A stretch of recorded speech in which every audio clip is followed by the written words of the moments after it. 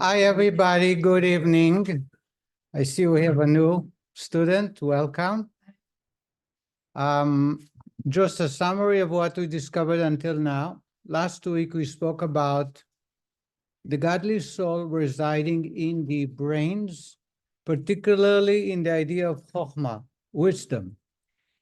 And what defines chokhmah or wisdom is total humility, full humility. And that's where God resides. That's why the godly soul is there. I have showed many examples to the idea, and I would like to show one more story. There was a famous Chassid that lived 250 years ago, and he was not a Chassid first. He was a great scholar. He studied a lot of Torah. Later, he became a Chassid. So when he was asked, what's the difference between one who studied Torah, who follows the Hasidic Kabbalistic teaching, versus the one who does not, like the way you were before? And he summarized it in the following. He says, I had before a question, and now I have a question.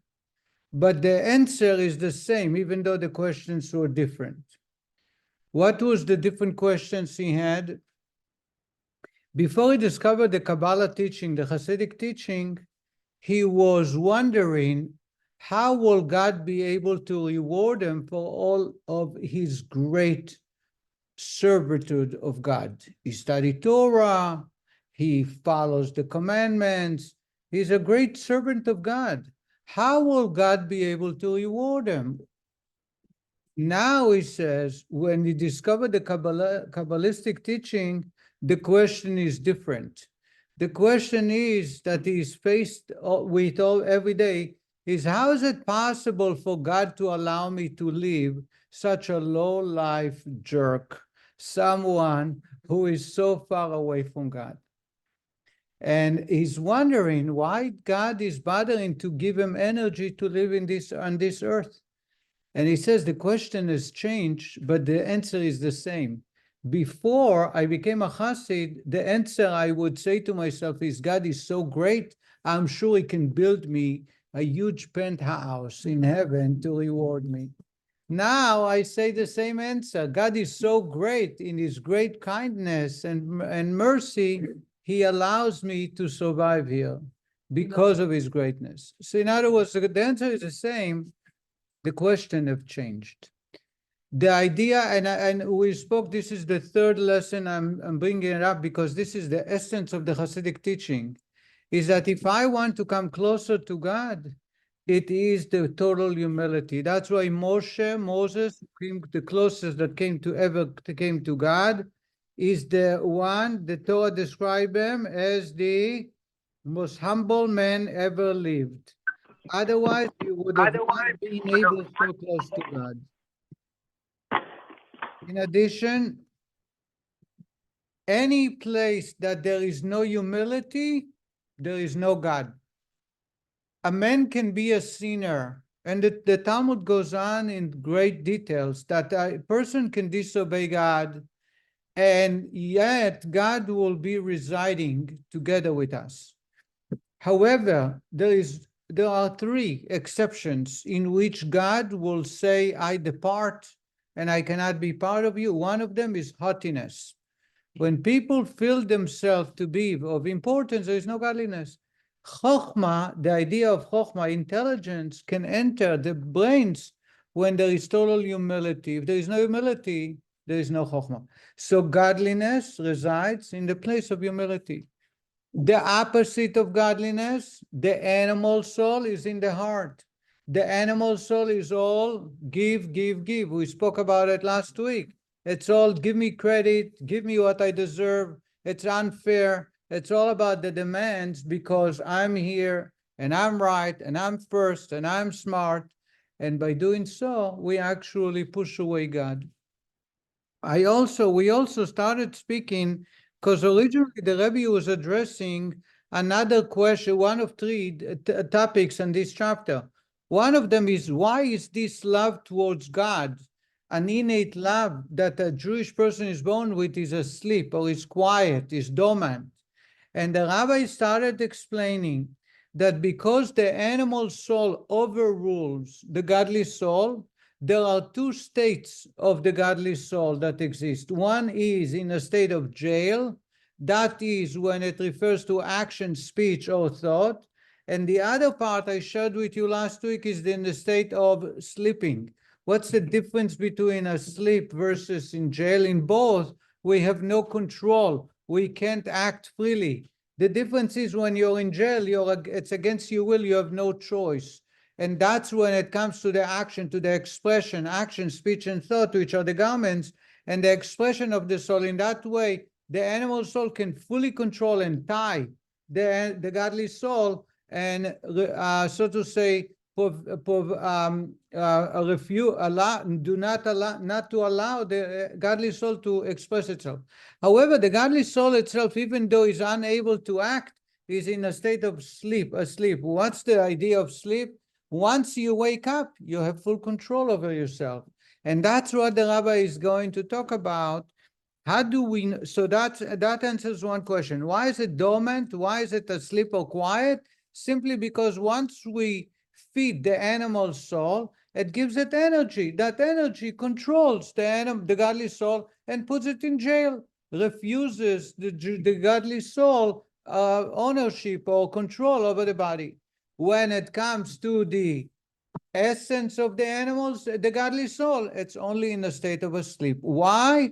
Because once you touch the essence, the core, the godly soul will wake up. Once it wakes up, and I started speaking about last week, it's not just the core, the essence of the godly soul, but the godly soul will not allow the animal soul control over even the external part of the godly soul, which is action, speech, and thought.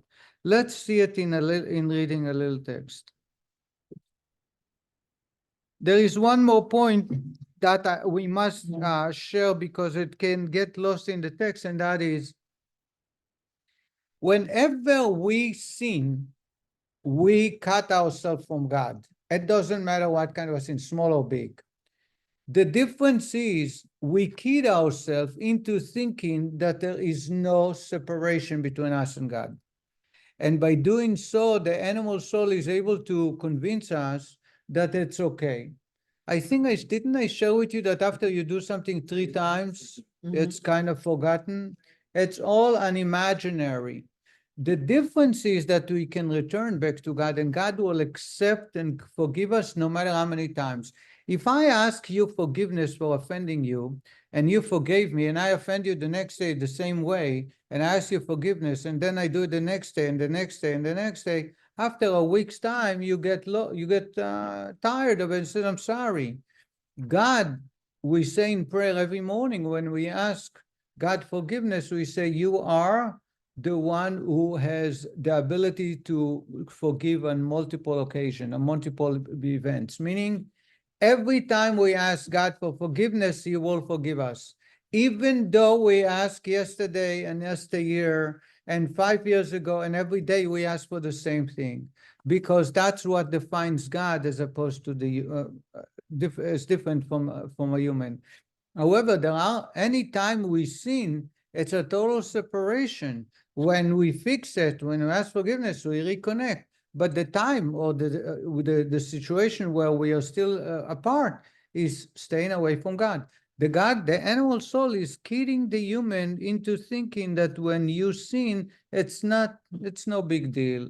Once a person realizes that the separation is an important one, that's when the godly soul wakes up and removes the shackles of the animal soul and is in full operation. Yes. Last week you said something, and I wasn't clear, the animal soul, and then you were talking about going from external to internal. And that's what I was just mentioning. Okay. When the animal soul, the essence of the animal soul is awakened from sleep, it's in the brains. It will force itself fully, even in the most external aspect of the human, which is action. In other words, And I think I started speaking about, the rabbi is hinting to it, as we're going to be studying, the animal soul is not taking control of the human overnight. It starts by this mitzvah, I already did it yesterday. How about today I do it a little quicker?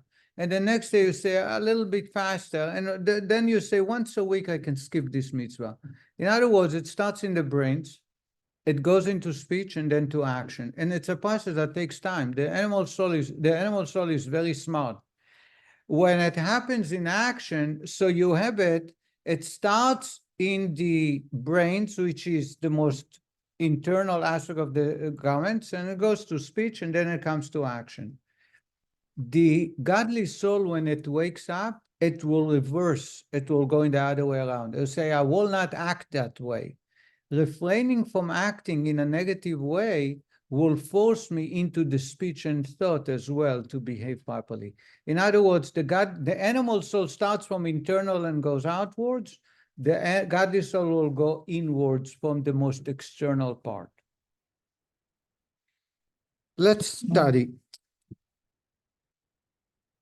I am at the bottom of page 272.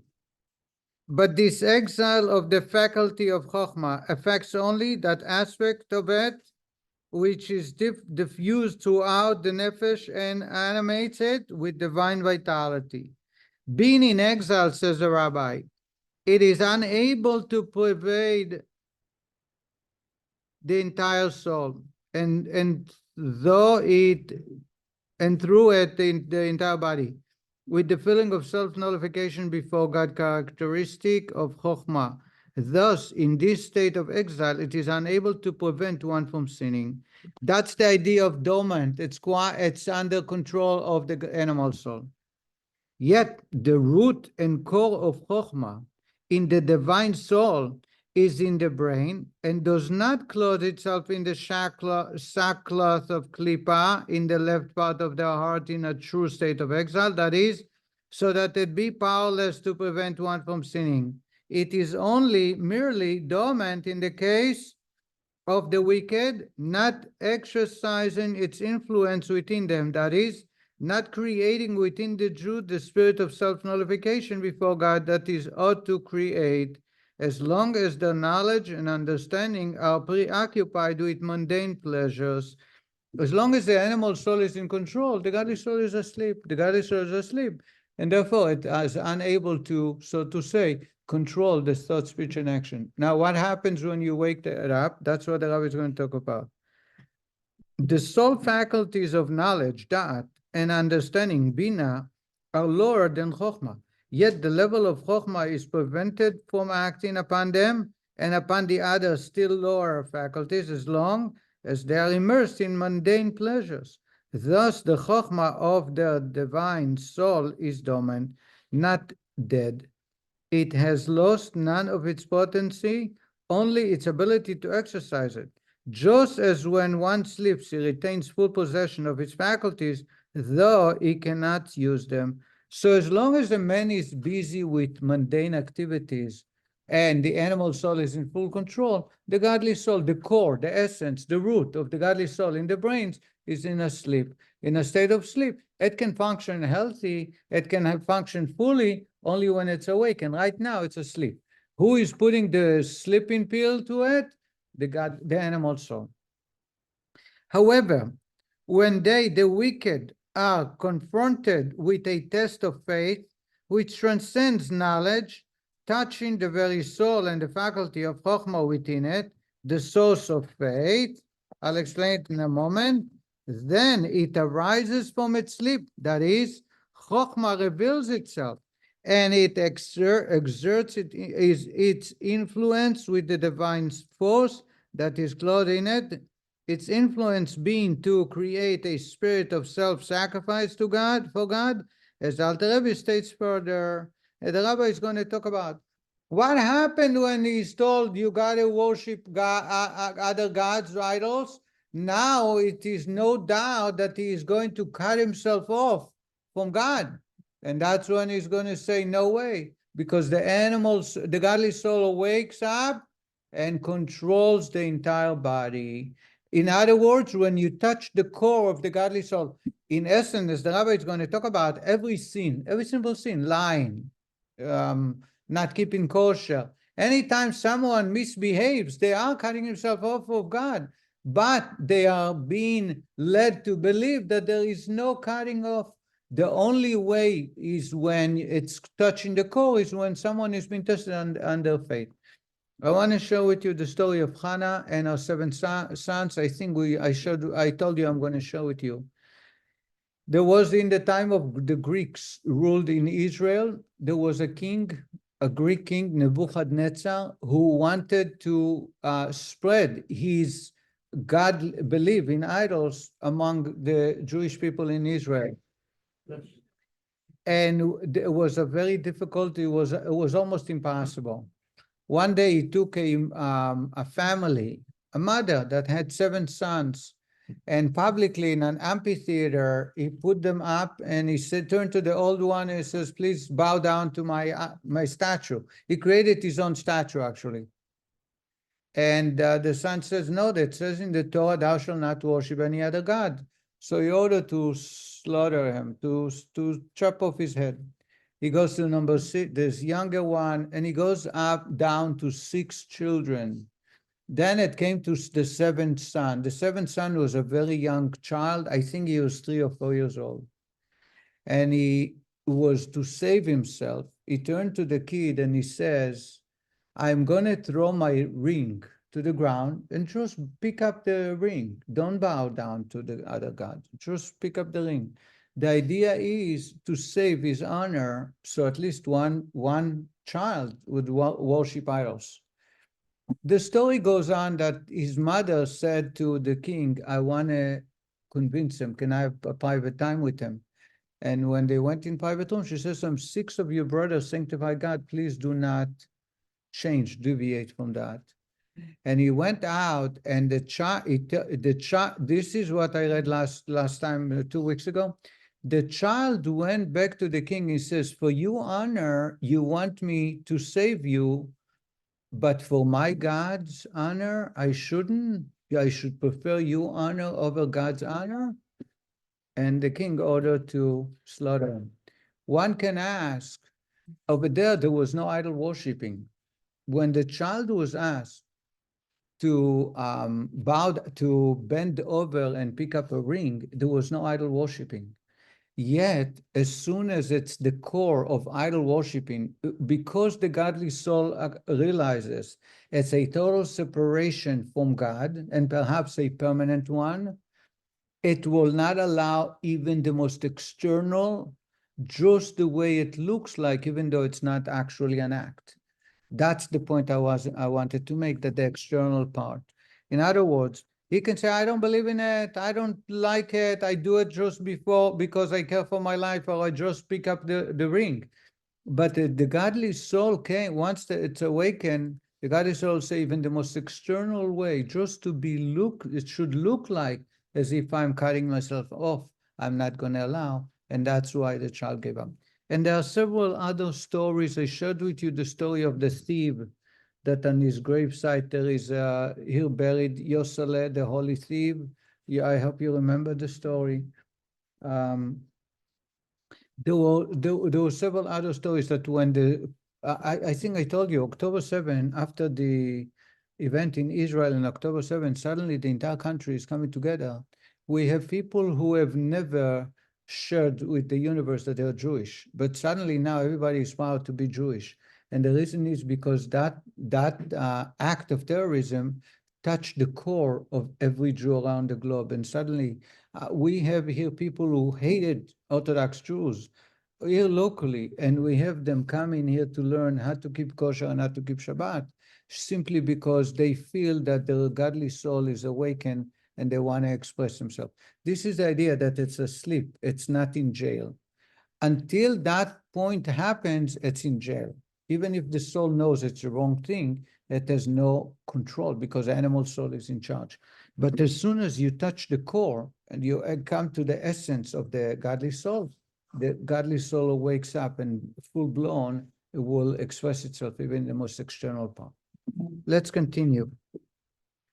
Although the klipot prevailed over him, over this sinner who is now prepared to accept martyrdom all his life, and he was impotent against them, as the rabbis have said that the wicked are under the control of their heart, that is, the animal soul of the klipot, situated in the left part of the heart. Nevertheless, when he faces a test challenging his faith in the one God, a faith whose foundation is in that level of the divine soul called the heights of holiness, namely the faculty of Chokhmah, which is called Kodesh, the source of holiness, as previously explained, in which is clothed the light of Ein Sof, blessed be He, then all the klipot, all the shells, those who defy God, become nullified, and they vanish as though they had never been in the presence of the Lord. So it is written, all the nations, including also the klipot, are as nothing before him, referring not to God. When you read it in the book of Psalm, all the nations are nothing before him. The simple interpretation is before God. No, there is nobody can stand up to God. But actually, Kabbalah tells us no, it refers to the godly soul in the human. Once the godly soul is awakened, all the nations is a metaphor to the animal soul or the evil. And they have there is no balance, there is no struggle there, because once the godly soul is awakened, everything else is gone. And for all your enemies, O Lord, referring also to the klipot, which are the enemies of God, all your enemies will perish, they will be scattered. This is a verse in Psalm. And again, as wax melts before fire, so shall the wicked perish. And the hills, referring to the klipot, which are compared to hills by reason of their hotter, melted like wax. So again, the rabbi is bringing different verses in the book of Psalm, comparing the animal soul like wax, which is very hard and very strong. But when you put the heat source in front of them, it melts and it goes away, it fades away. Same is all the hills that were created from the haughtiness rising above of the animal soul, causing a man to sin and stay off from God. Once the godly soul is awakened, there is no power struggle, there is no war. It just melts away, it goes away, fades. All these verses illustrate how the klipot vanish when the light of God found in the chokhmah of the divine soul reveals itself. Therefore, despite the fact that klipot always had the upper hand over the sinner, he is able to overcome them when his faith is challenged. We thus see that every Jew has an inherent ability to overcome temptation by virtue of his soul's hidden love of God, originating in its faculty of chokhmah, he need merely arouse it. The rabbi is going to continue. I just want to compare it to relationship. I think I told you that everything we study between us and God is a relationship between spouses, not between parents and children, because parents and children, it's an inherent relationship that cannot be cut off. So therefore, there is no comparison. But between us and God, God gave us the ability to divorce God, or He can divorce us. Actually, that's what happened to the destruction of the temple. God left the house. He's separated from us. In the relationship, anytime and maybe remind me if I mentioned that, but I don't think I got that far. In a relationship, there are many times when one spouse disrespect the other, but they kid themselves into saying, I'm going to ask forgiveness, I'll bring flowers, I'll make up for it. She asked me to be there for dinner at 6 p.m. and I'll be late, but on the way I'll buy some kosher chocolate, of course, and appease her. It happens all the time. She asked me to wash the dishes and I didn't do it, but I'll say I'm sorry, and next time I'll spend more time at the house, be with the kids. There is always a justification, although it's wrong. However, when it comes to an ultimate test, when a person contemplates and realizes that by doing so, he will not be able to face the spouse anymore, That's something I assume good people will not be willing to cross, because they know that if they cheat or they act in a way that is unacceptable, then even regardless if the spouse finds out, at least that's the way I say it, regardless if the spouse finds out or not, the relationship will never be the same. So even though the spouse will forgive if they find out, it will never be the same way as it was before. And therefore, a person will think twice before they act foolishly. That's the idea of the godly soul awakened when it comes to a test of our faith in God. When it comes to that test, the godly soul awakens and says to the person, it's impossible to do that, not even an iota of it.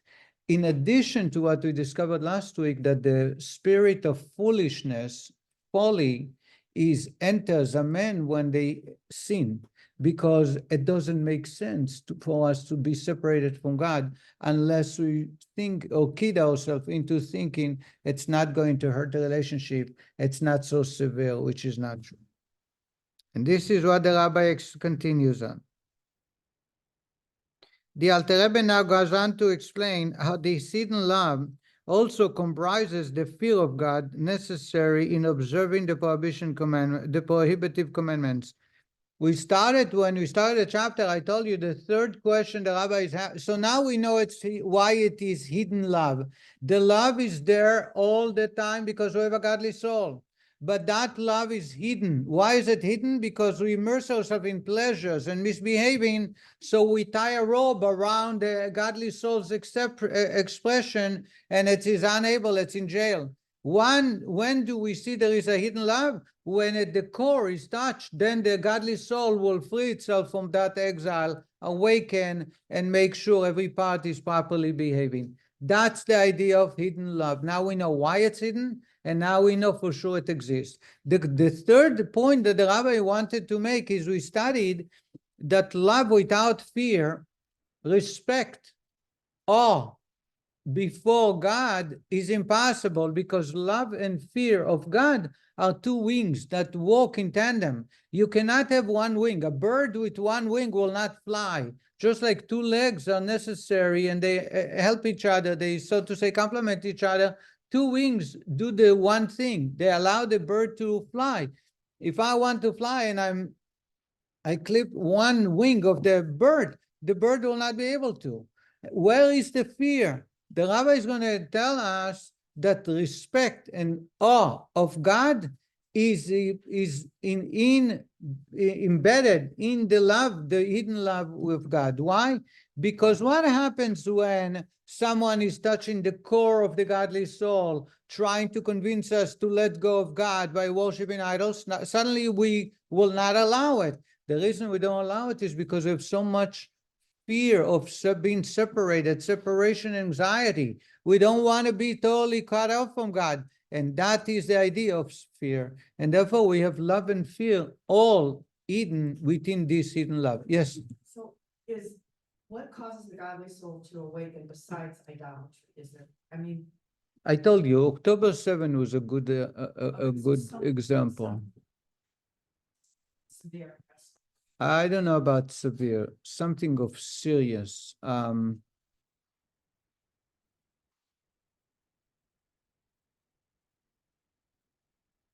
Yeah. You know, today people we see it, how people that live very far from Israel, yet they would display their Jewish identity so publicly with so much pride, and they would go the extra mile to serve God, which makes no sense. There is what do they say? There are no atheists in the foxhole? That's the same idea. But it doesn't have to come to that level. I know there was, these are things that imprinted on me. There was, I don't know if anybody knows, the Israeli airlines called El Al. Today it's a private company. It used to be a government run, because in Israel it's socialized. It's a social country. Now they're trying to make it a capital state, but it doesn't, not completely capital. They would not allow any pilot unless they were in the Air Force prior, because in connection. So there was no pilots there unless they serve in the army for many, many years. Today it's different. And they have a female pilot, Israeli female pilot, and she's very religious and she has 6 children. Anybody heard about that? Hasidic from Bnei Brak. She flies a Boeing 747. Very, very, very unusual, but she did not serve in the army.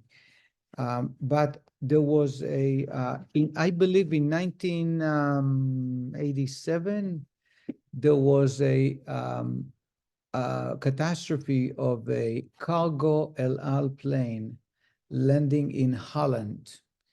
It had an emergency landing, but it could not make it onto the airfield, into this, and it fell on few buildings, just less than a quarter mile from the airport. Anybody remember that? You don't know? I remember that very vividly. And it fell on an apartment building. There was apartment buildings right by the airport, and he diverted to that airport because it was the only place it can go. It was only cargo, but it flew and it crashed into an apartment building, killing 70, 80 people. What? Right. Oh, he's right. So there were 2 co-pilots there. They were publicly identified as atheists, but they came from Hashomer HaTzair. It's a movement that on Yom Kippur they go to the field. They really they knew, and they went against the Torah. They opened up the black box, and the investigators from Holland were able to identify everything they spoke except the last verse, because they spoke in Hebrew. And when it was translated, they found out that they said Shema Yisrael, Hashem Elokeinu, Hashem Echad. And this made the headline news in Israel, because it was such a contrast between what type of people they were and how they led their life versus the last moment of their life, what they said. And I think, as they say, there is no atheist in the foxhole. But this is in reality, they knew it's the last moment of their life on earth, and it's recorded. That's what they said. I do believe that also, but correct me if I'm wrong, at least my experience is, because I'm like everybody else, I'm no perfect. When you have a joyous occasion, a child is born. When a child is born, there is a awakening to connect to God on a great level. That's the way it feels. Let's continue.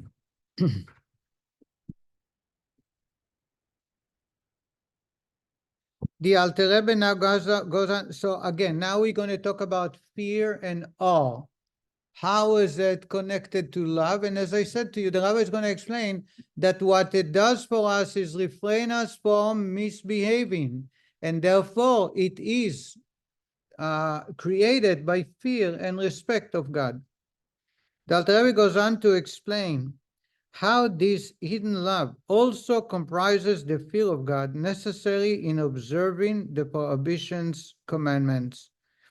Says the Rebbe, the force of the divine light of the Ein Sof that is clothed in the soul's faculty of Chokhmah is so intense as to banish and repel the Sitra Achra, the other side, and the Klippa, so that they are unable to touch even its garments, namely the thought, speech, and action that expresses one's faith in the unity of God.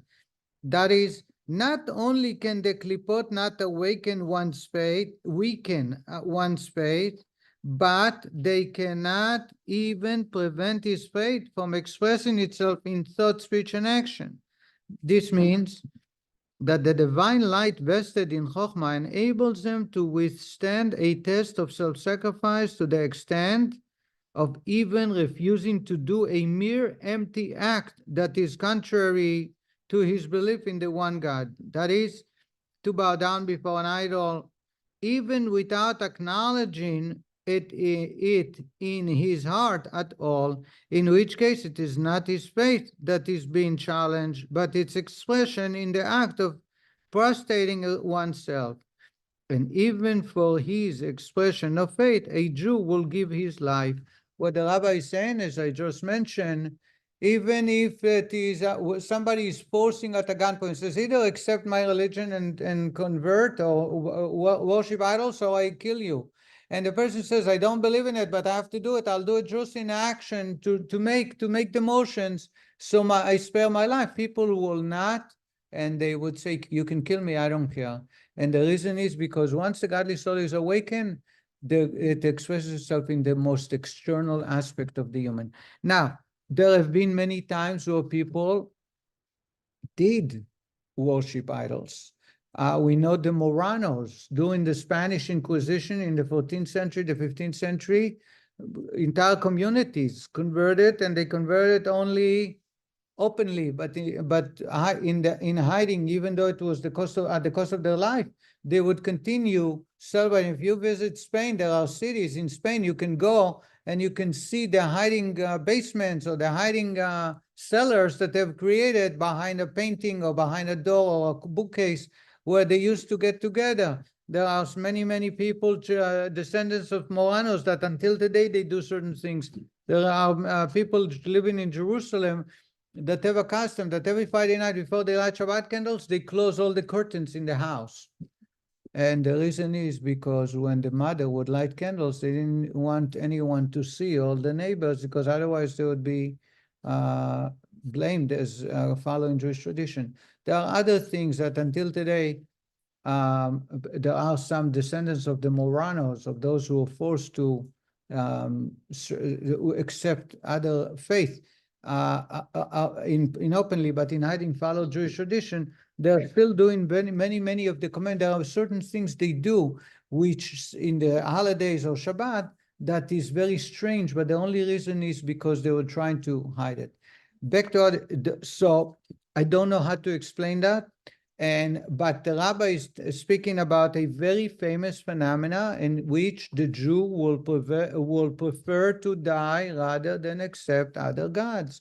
It does not exist with other religion. In other religion, they would say, for your life, you have to do whatever it takes. Judaism would say, no, if I'm cutting myself off of God, there is no reason for me to exist, and therefore we will. So if someone is unwell and they need to perform an operation on Shabbat to save their life, a building has collapsed, there is an earthquake or another calamity, we must bring heavy equipment, we must violate the Shabbat law, stop from everything we do, not pray, not keep Shabbat, and use all labor that we can to violate Shabbat to save our life. Why? Because God said that the commandments are there to improve our life, and therefore it should not stop from saving a life.